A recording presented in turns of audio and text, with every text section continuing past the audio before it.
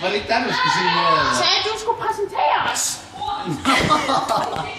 Jamen, kan vi ikke tage det intro, som jeg havde for den siden, da der var kort i et halvt minut eller sådan noget? Du tager bare en ny. Okay? Og så slet den lige. Jamen, nu skal jeg til at improvisere igen. Okay. Slet den. Derfor. Nu. Og her er det Morten Ankerdag, der stiller om til kommentatorboksen.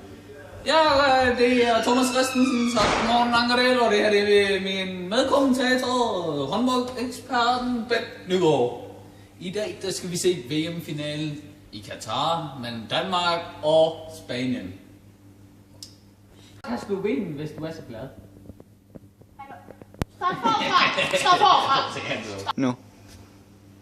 Jeg vil altså have Spanien i finalen. Jeg vil have Spanien i finalen. Jeg hader Frankrig.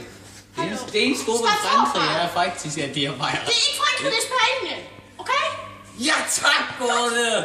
Så står en ny video. Ej. Der står en ny video. Start nu en ny video. Det er Bent Nygaard, der taler her, så vi hører det efter. Den gamle mand med... Nu. Jeg var ikke klar. Nu. Hvad? Nu. Her er det Morten Ankerdal, der stiller om til kommentatorboksen. Ja, goddag, det er Thomas Christensen, der sidder i kommentatorboksen på Al Shalabat stadion i Katar med min medkommentator, håndboldeksperten Bent Nygaard.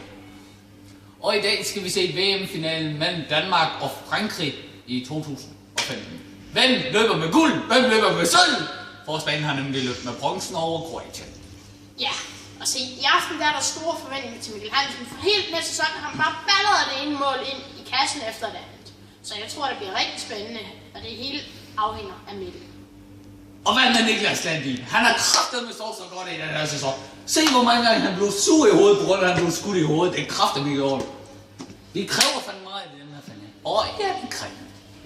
Ja, hvad så? Vi tror sådan set her i den her kommentatorboks, der er de vinder. Og især hans majestæt Lindberg, at han laver nogle gode kasser ud fra højrefløjen. Og det samme med Anders Eggert, der kan lave noget lækkert ud fra den venstre fløj.